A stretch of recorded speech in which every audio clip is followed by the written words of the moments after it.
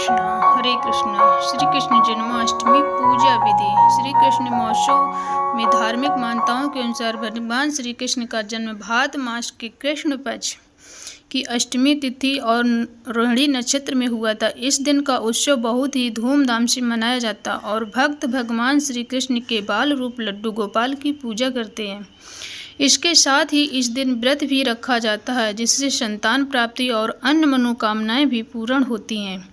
बहुत शुभ माना जाता है। ऐसी मान्यता है कि जो इस दिन सच्चे मन से भगवान श्री कृष्ण की पूजा करता है, उपासना रखता है, उसे संसार में किसी भी चीज़ का कोई अभाव नहीं रहता और अंत में वो व्यक्ति मोह माया के बंधन से मुक्त हो जाता, अर्थात उसे मोक्ष की प्राप्ति हो जाती। इस दिन सच्चे मन से व्रत करते हुए कोई भी मनोकामना अवश्य पूर्ण होती है। जन्माष्टमी के दिन भगवान श्री कृष्ण का पूजन किस प्रकार से करना चाहिए, ये आज के इस वीडियो में आपको बता रहे हैं। बाल कृष्ण लड्डू गोपाल की जन्माष्टमी को विशेषकर पूजा होती है।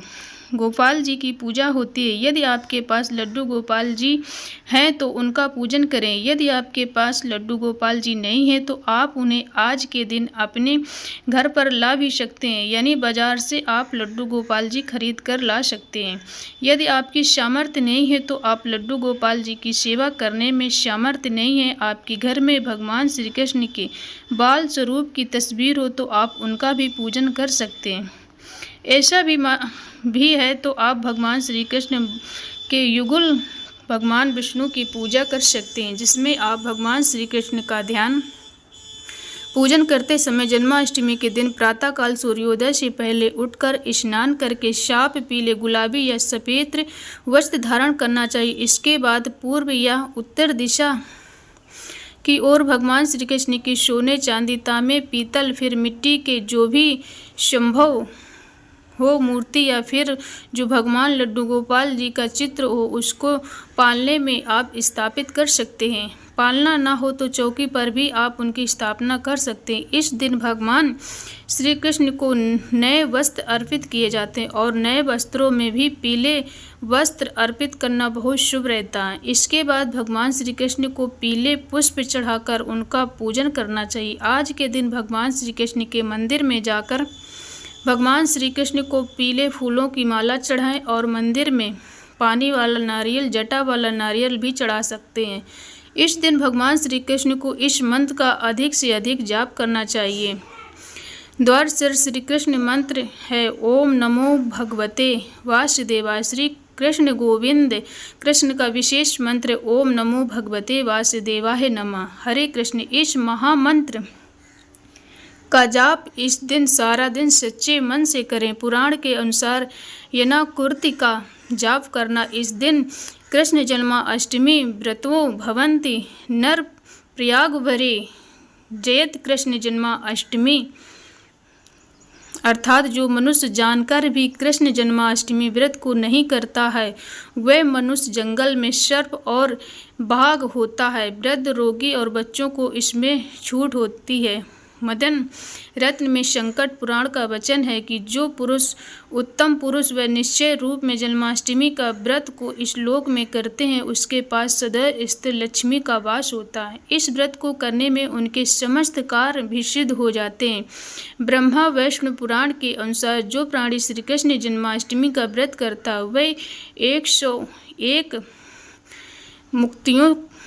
मुक्त हो जाता है। भविष्य पुराण के अनुसार जन्माष्टमी का व्रत करते हैं उन्हें आयोग दीर्घ आयु प्राप्त होती है। शास्त्रों के अनुसार एकादशी का व्रत हजारों लाखों पाप नष्ट कर देते हैं, अर्थात ईश्वरीय वरदान है। लेकिन जन्माष्टमी का व्रत हज एकादशी व्रत रखने के पुण्य के बराबर माना जाता है। भगवान श्री कृष्ण का जन्म रात्रि 12 बजे हुआ था, इसलिए सारा दिन उपवास रख कर रात 12 बजे के बाद श्री कृष्ण जी का जन्मोत्सव मनाया जाएगा। इस दिन भक्त प्रतीक के रूप में भगवान श्री कृष्ण जी का खीरा काट कर जन्म कराते हैं। जन्म के समय उनका दूध, दही, शुद्ध जल से अभिषेक कराया जाता है। जन्म के पश्चात भगवान श्री कृष्ण के बाल स्वरूप लड्डू गोपाल जी को पालने में झूला झूलाया जाता है। भगवान श्री कृष्ण को माखन मिश्री अत्यंत प्रिय है। अपने बाल अवतार में कान्हा जी ने माखन के लिए बहुत सारी गोपियों की मटकी फोड़ी थी, घरों से माखन चुराया था, इसलिए इन्हें माखन चोर भी कहते हैं। इसलिए आज के दिन इन्हें माखन मिश्री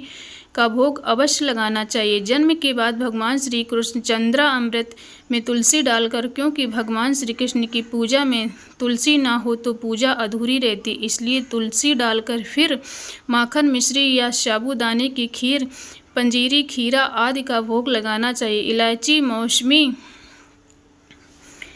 फल, नारियल और मेवा आदि भी अर्पित कर सकते हैं। भगवान श्री कृष्ण की आरती करें। आरती करने के बाद प्रसाद को सभी भक्त जनों में बांटकर स्वयं भी ग्रहण करना चाहिए। पूजा करने के बाद सबसे अंत में क्षमा याचना जरूर करें। जिन्हें व्रत का संकल्प लिया हो या जिन्होंने आज के दिन भगवान श्री कृष्ण का जन्म कराया हो, वे हाथ जोड़कर आंखें बंद करके भगवान से सच्चे मन से क्षमा याचना करें। अगर किसी प्रकार की कोई त्रुटि हो गई हो तो उसके लिए भगवान हमको क्षमा कर देते हैं। अगर आपने जन्माष्टमी के दिन कलश की स्थापना की है तो अगले दिन सुबह सूर्य उदय होने पर जो बचा हुआ अपने घर में जल छिड़कने के बाद किसी थाली या गमले में देना चाहिए। बची हुई पूजन सामग्री जैसे बासी पुष्प, अक्षत आदि का भी विसर्जन कर दिया जाता है। जो लोग जन्माष्टमी के दिन रात में 12 बजे के बाद अन्न ग्रहण नहीं करते हैं, केवल फलाहार रहते हैं, उन्हें अगले दिन सूर्योदय होने पर व्रत का समापन भी करना चाहिए। उससे आपको भगवान श्री कृष्ण को भोग लगाना चाहिए और उसी को प्रसाद रूप में ग्रहण करके स्वास्तिक भोजन से अपना व्रत पूर्ण करना चाहिए। इस प्रकार श्री कृष्ण जन्माष्टमी की पूजा विधि संपन्न करें और भगवान श्री कृष्ण की कृपा प्राप्त करें। जब आप श्रद्धा और समर्पण के साथ भगवान की पूजा करेंगे तो श्री कृष्ण भगवान अवश्य ही आपकी प्रार्थना को स्वीकार करेंगे। जन्माष्टमी के दिन भगवान श्री कृष्ण के कुछ विशेष चमत्कारी मंत्रों का जाप सच्चे मन से करें, पर मनोकामनाएं शीघ्र पूर्ण होती। ये मंत्र कृंग कृष्णाय नमः, नो ओम देवकी नंदाय वसुदेव धीमहि तनो कृष्ण प्रचोदयात्, योम क्ली कृष्णाय नमः, गोकुल अनाथाय नमः। आज के दिन भगवान श्री कृष्ण की पूजा करते समय भगवान श्री कृष्ण को शंख से अभिषेक कराना चाहिए। इसके अलावा पूजा करते समय आप घंटे और शंख की अवश्य बजाएं। 12 बजे आप भगवान श्री कृष्ण का महोत्सव करें और उस समय आपको घंटे और शंख की ध्वनि अवश्य करनी चाहिए। आज के दिन भगवान श्री कृष्ण के